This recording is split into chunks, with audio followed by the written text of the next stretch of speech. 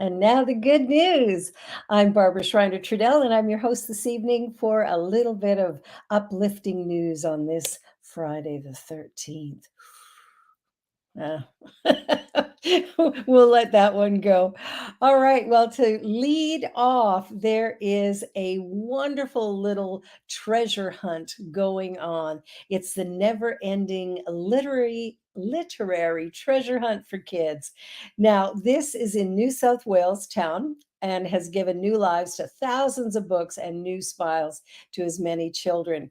In the town of Braidwood, a tradition of hiding children's books in plastic bags in unlikely places has grown out of a pandemic tradition of hiding painted rocks.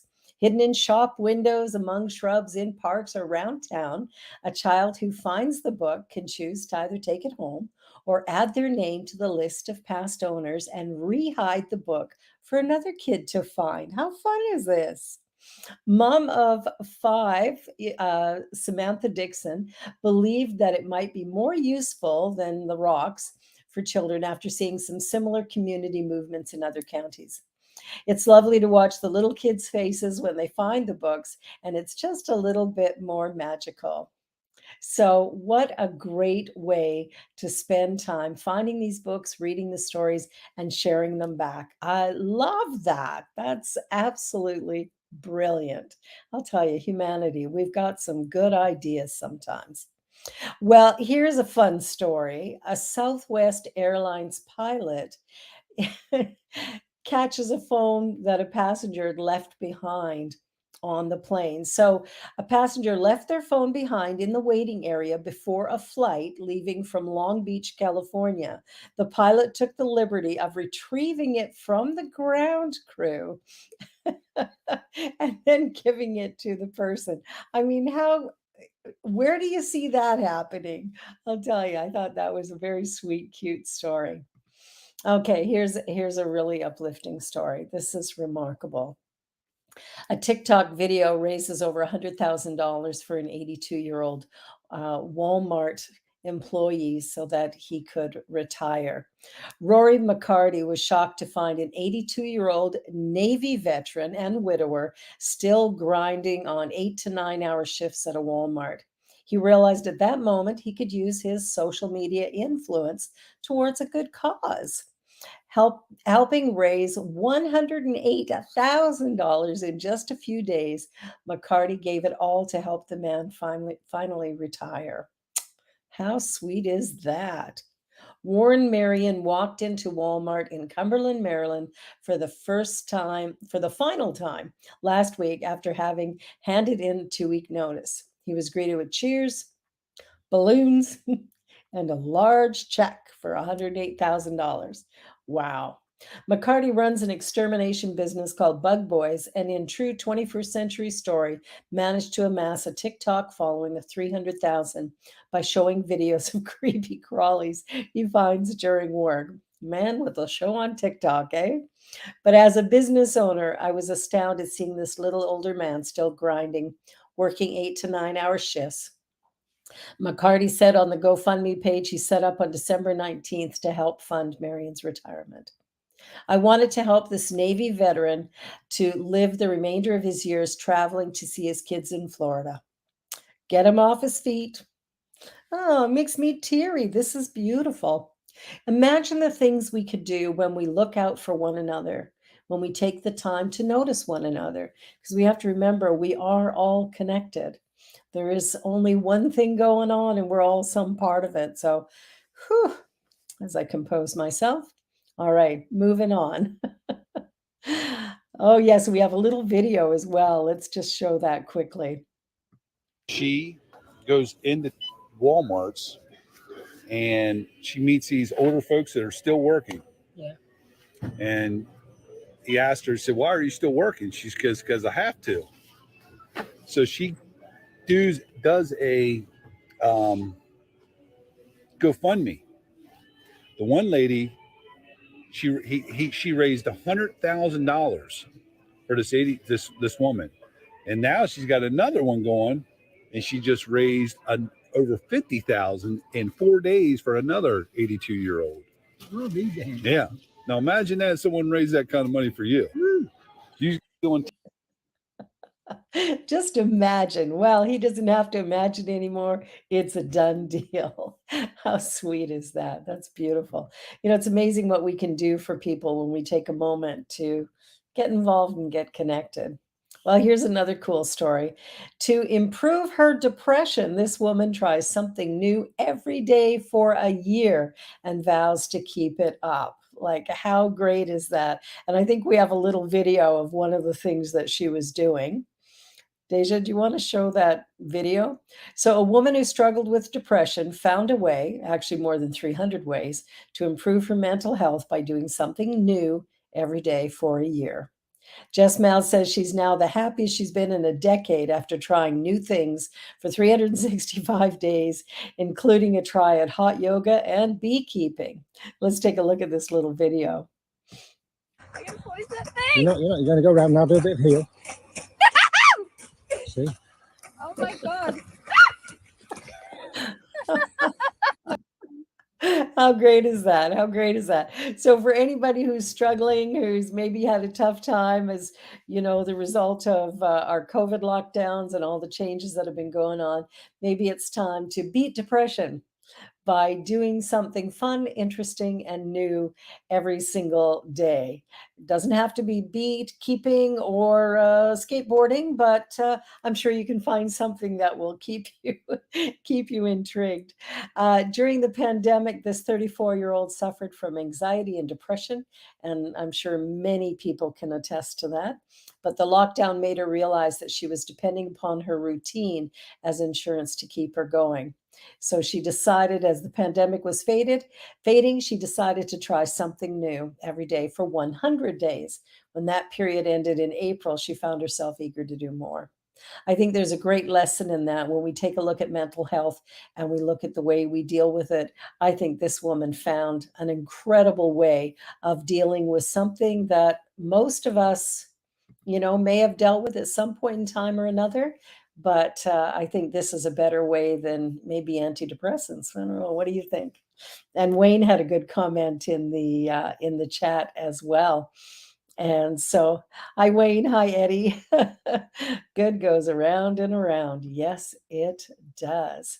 Well, here's a little doggy that put his fetching abilities to work. I love this. So, this little scruff, a 13-year-old border collie, spent his whole life chasing sticks. However, the owners, David and Yvonne, were advised by their vet to stop throwing him sticks as they could cut his mouth.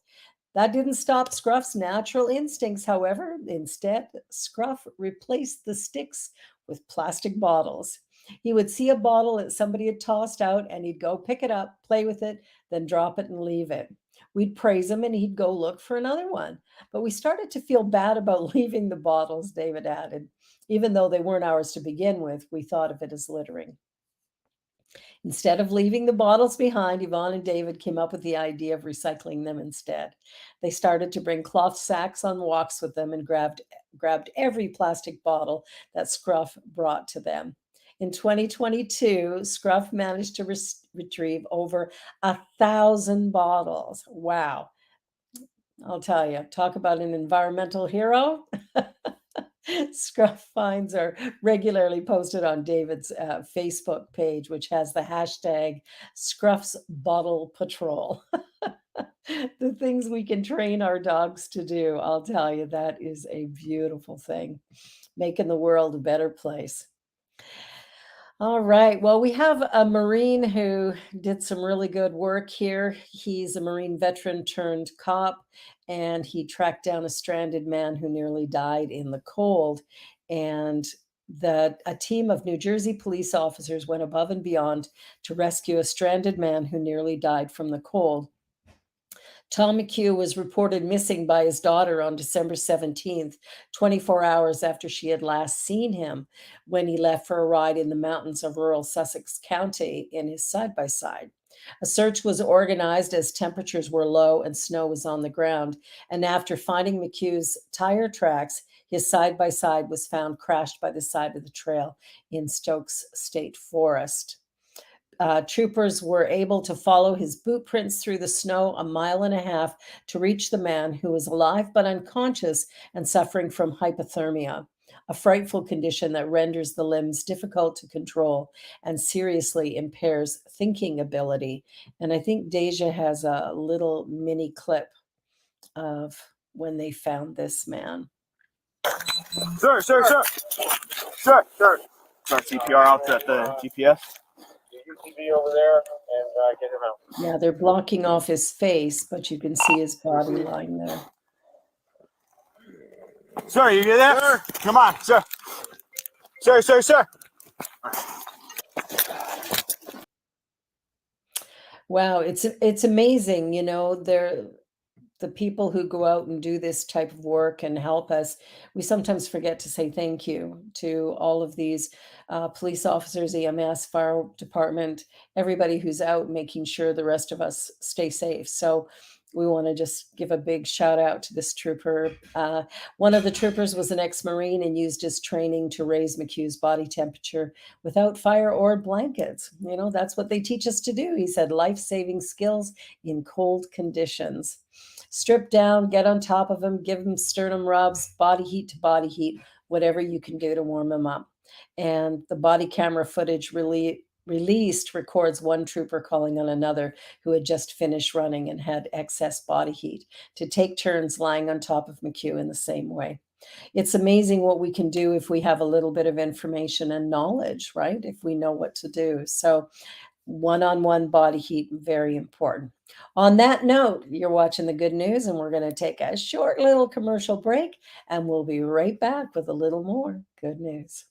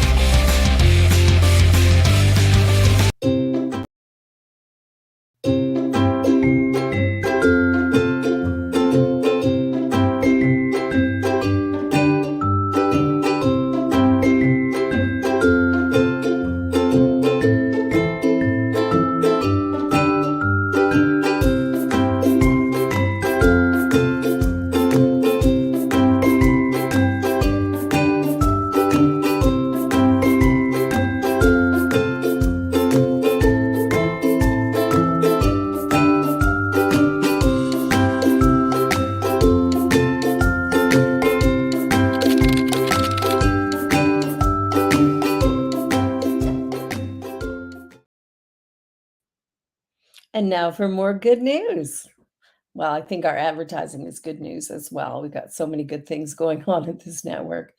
Well, a genius UK business uses Christmas trees to protect the region from flooding. So, in an effort to combat flooding, a Yorkshire woman realized that thousands of wasted Christmas trees every year could be used as a natural flood protection and started a unique business to do just that. Oh, that creative human race, I'll tell you. The Rooted Christmas Tree Rental delivers a potted Christmas, fir, pine, or spruce to a family for the festive season. When the lights are taken down, the company then collects their rentals and replants them to enjoy another growing season. Hello. So we've got more trees growing, less chopped down and wasted. I like that. When the trees get too tall, they're placed on the slopes of the nearby Calder Valley as natural floodwater breaks. The Sunday Times reports that these towns in Yorkshire have been inundated by serious floods 4 times in the last 15 years, with the most recent one causing $180 million in damage. Wow. Rooted founder Sarah Tompkins established a Christmas tree plantation in the spring of 2020 with 400 trees. Dozens of those original 400 have now become too large for the average living room and have been hauled off for planting in the upper parts of the Calder Valley to stop floodwaters running down to the two towns below. I'll tell you, brilliant, brilliant. When started as a sustainability project, turned into a flourishing commercial enterprise when residents learned how their Christmas tree purchase could be used to protect their towns from floods and to reduce waste from rotting trees. And I got to add, making sure that carbon comes out of the atmosphere. Trees are really, really good for climate change, right? Let's heal this planet. So she said, it's like people adopt them. She says they become part of the family. I've got a couple of people already asking if they can have the same tree again in 2023. And I'm trying to gently break it to them that it's going to be a 9 foot by then, so it won't fit in their house. How great is that? Fall in love with your tree. Well, speaking about the winter and what it can be, hallelujah, California just got a serious record snowfall in the California mountains. And this is kind of good news because of the drought that's been going on. We've been listening to all these forest fires over the last number of years. And so it's great to see this because as this melts and runs off, that's going to soak up the land and hopefully create some good humidity in there. So Europe isn't the only place that's experiencing unusual winter weather. California's snowfall in the mountains this year is nearly double the seasonal average, giving the drought-stricken state hope for a moist 2023. Last Tuesday, the state performed its first formal snow survey up the Sierra Nevadas. Currently, it's 174% of the historical average for this time of year. That's the third largest snowpack in the last 40 years, trailing only 1983 and 2011. California has had 3 years of drought, and many reservoirs and lakes are showing it. The heavy storms, which dumped all the snow on the mountains, also deposited floodwaters around the north of the state, which the LA Times reports is actually normal. Officials say that while the storm damage is, of course, unfortunate, several more storms will be needed to refill those reservoirs. So, as much as we sometimes dislike this type of weather, the truth is that we need a balance to ensure that we have the moisture necessary to keep everything sustainable and doing well. So, good news for California, hopefully.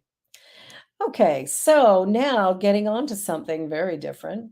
The Aztecs used the mountains to create sophisticated farming calendars that even accounted for leap years.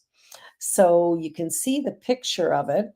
Without clocks or modern tools, ancient Mexicans watched the sun to maintain a farming calendar that precisely tracked seasons and even adjusted for leap years.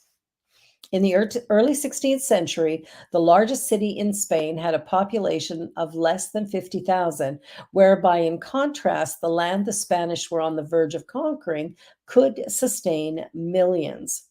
By this time, the people living in the Mexican basin had been using a calendar so precise that it allowed them to time the planting of their crops to avoid the dangers of hot, dry springs, summer monsoons, and to detect both equinoxes as well as both solstice and leap years. That's fascinating. Research now compiled by the University of California, Riverside shows how the Aztec, or Mexica as they call themselves, were able to achieve such accuracy in timing the seasons and the weather. We concluded they must have stood at a single spot, looking eastward from one day to another, to tell the time of year by watching the rising sun. The single spot was identified through Mexican manuscripts that tell of a Mount Tlayoc east of the Mexican basin. Using computer modeling of the sunrise, they were able to determine this sacred mountain. The sun would have risen precisely behind a causeway-like structure on the temple seen in the above image. So, oh yeah, okay, we can sort of see the temple there. So, wow, who knew? We think we're so smart. We think we've got everything figured out, but I'll tell you, that's pretty remarkable. Our hypothesis is that they used the whole valley of Mexico. Their working instrument was the basin itself.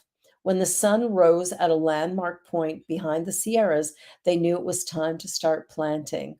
The Aztecs were just as good or better as the Europeans at keeping time using their own methods. I think sometimes when we think about timekeeping, we think of the Swiss. Well, I think maybe we've got some new competition, or rather, old competition here. All right, moving right along. A British company develops the first tractor in the world to be completely powered by cow dung. That's a little bit of a poopy story. No. New Holland's brand new tractor runs on liquefied methane, allowing farmers to decrease their emissions and save money on expensive diesel. But that isn't the only reason it's more efficient. As the company says, the fuel can easily be produced by methane from cow pies, allowing for a more circular economic model in the most circular of industries. The powering 270 horsepower tractor is claimed to be a match for the performance of standard diesel-powered versions. The groundbreaking machine was developed by British company Beneman, which has been researching and developing biomethane production for over a decade. Waste byproducts from a herd as small as 100 cows are turned into a fuel called fugitive methane in a biomethane storage unit based on the farm. A cryogenic tank fitted on the tractor keeps the methane in liquid form at minus 162 degrees centigrade, giving the vehicle as much power as a diesel, but with significant emission savings. Wow. It was put through its paces during a pilot run on a farm in Cornwall, where carbon dioxide emissions were slashed from 2,500 metric tons to 500 metric tons in just a year. Wow, that sounds like a really good thing. The T7 liquid methane fueled tractor is a genuine world first and another step towards decarbonizing the global agriculture industry and realizing a circular economy. The company is also investigating the wider use of the technology and hoping it could one day be used to charge electric vehicles in rural locations. The partnership are now co-funding a study to assess the scale of fugitive methane emissions in Cornwall, the location of the Benneman's headquarters. How cool is that? That's pretty amazing. Wow. And last but surely not least, the interior design of human cells is mapped for the first time, a breakthrough that could revolutionize healthcare. I'll tell you, look at that. Is that beautiful or what? Wow. Scientists have just debuted a new way to see how cells organize themselves, shedding modern light on the building blocks of life. In a new database of 200,000 images, scientists captured details about the rich variation in their shapes, even among genetically identical cells grown under the same conditions. Published in the journal Nature this week, the research is the culmination of all the work the Allen Institute for Cell Science has been doing since it was launched 8 years ago. This milestone in cell biology, akin to discovering design principles of the cell, unlocks the potential to find new treatments for diseases where cells malfunction. And the methods and findings are generalizable to virtually any cell. So this could be really good news, especially for people who have some type of a chronic type condition. This could be very, very helpful. Research created a new method of analyzing human cells that produces a new type of information beyond the genomics.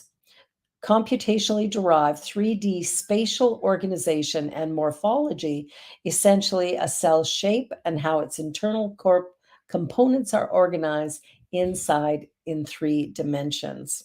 After they've applied numbers and mathematical principles to cell organization, they uncovered the endless variation in cell forms. Wow, that is pretty remarkable.